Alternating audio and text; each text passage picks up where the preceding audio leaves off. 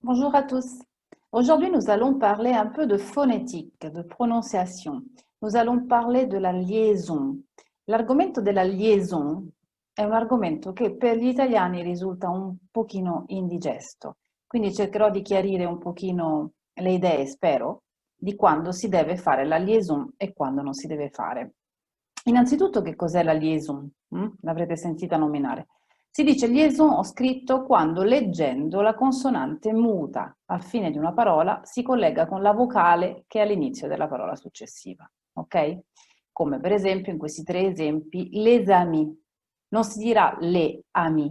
I francesi attaccano leggendo e parlando, ok? Les amis, la S, che da sola non si leggerebbe come oramai sapete, si direbbe le, però c'è. Se dietro vi è una vocale, si dovrà collegare con la vocale. Les amis. Stessa cosa per bon appétit. Normalmente si dice bon e appétit. Insieme bon appétit sono collegati. Nous avons, stessa cosa. Nous da solo si direbbe nous. Ma siccome la parola successiva, il verbo avere, comincia con la A, si attacca. Nous avons. Donc, les amis, bon appétit, nous avons. Perché? Quando si fa la liaison? Ci sono tre casi di figura, che sono questi che ho messo in tabella. Ci sono dei casi in cui la liaison, quando si legge e si parla, è obbligatoria, diversamente sbagliate. Ci sono dei casi in cui la liaison invece è vietata e se la fate, sbagliate. E ci sono dei casi in cui la liaison è facoltativa, quindi potete sia farla sia no, un po' più comodo. Allora, cominciando con la colonna di sinistra, sono tutti i casi in cui la liaison si deve fare obbligatoriamente, ok? Sono quattro i casi principali che ho scelto. Ovviamente non esaurisco tutto lo scibile oggi, sarebbe impossibile, però per lo più sono questi i casi in cui si deve fare obbligatoriamente la liaison. Caso 1, quando c'è un pronome e dopo un verbo, ok? Vous êtes, voi siete, si dice vous êtes. Se dite vous êtes, è sbagliato. Ils ont, loro hanno, ok? E nous étudions, se dite nous étudions, è un errore di pronuncia. Quindi pronome più verbo, il primo caso, molto frequente. Secondo caso frequente anch'esso, determinante più nome. Se c'è un determinante e un sostantivo si dovrà obbligatoriamente fare la liaison, come per esempio des amis, dovete attaccare, è proprio una regola.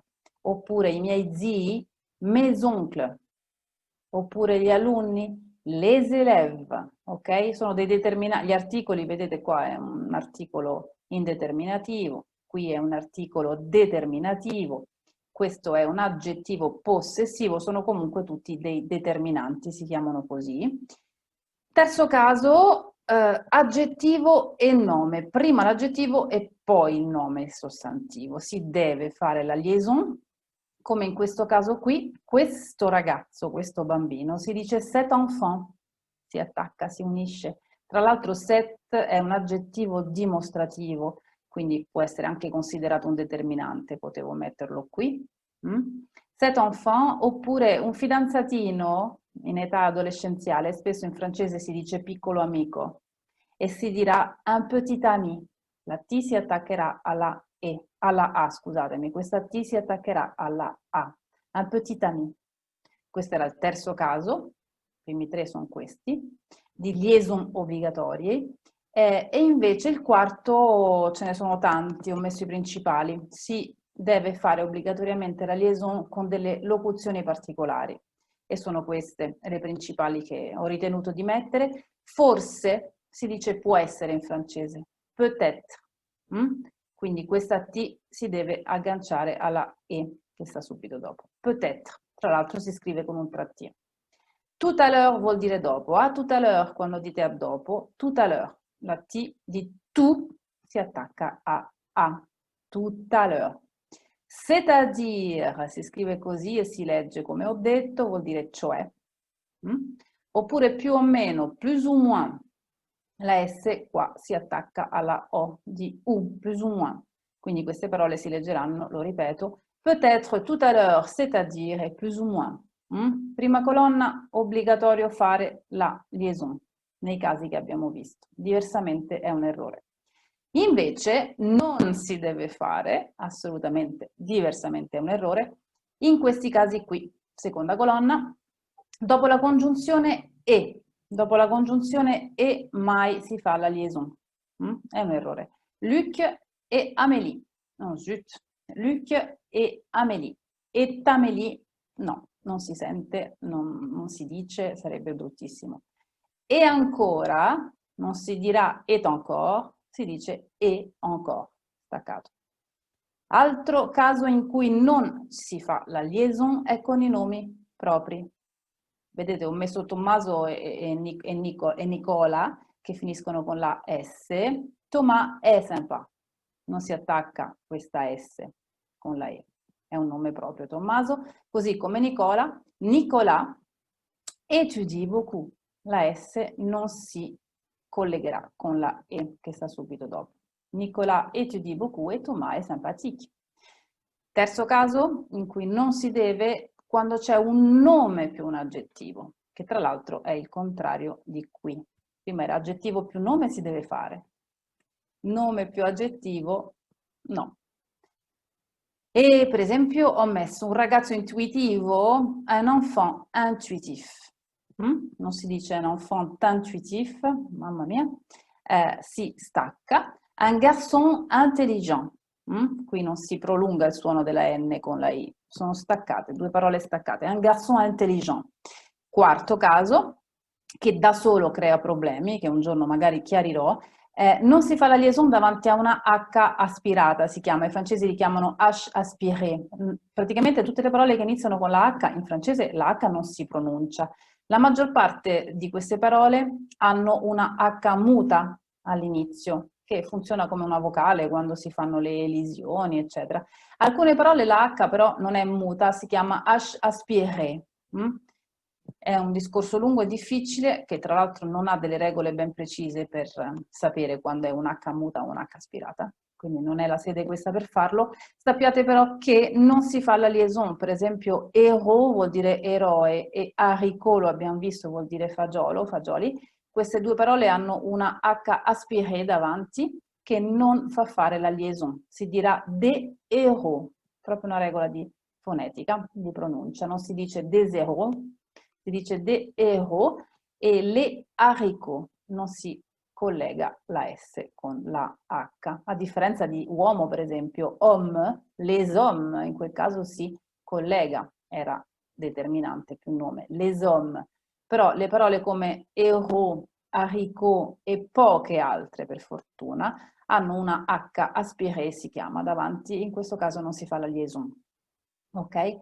Quindi 4 casi anche per il divieto di liaison, colonna di centro. Colonna di destra è la liaison facoltativa. Il contesto è più formale. Vuol dire che potete sia farla sia no, ma se la fate state usando un francese diciamo più formale, più elegante, ok? E quando per esempio dopo i verbi essere e avere è considerata facoltativa la liaison. Vi ho fatto 3 esempi, loro sono entrati. Ils sont entrés, vedete che non ho messo l'underscore, vuol dire che si può non fare. Ils sont entrés, è giusto. Ils sont entrés, è giusto. Però è un po' più elegante la seconda. Così come nous sommes allés, è giusto. Nella lingua parlata si può dire. Nous sommes allés è un po' più elegante, ma è giusto anch'esso. Io sono studente, je suis étudiant, va bene? Ma va bene anche je suis étudiant. Sono facoltativi questi casi di liaison. Poi, come spesso accade, le cose uno le deve imparare così come vengono perché non hanno una regola precisa, con alcuni avverbi o preposizioni anche è facoltativa la liaison.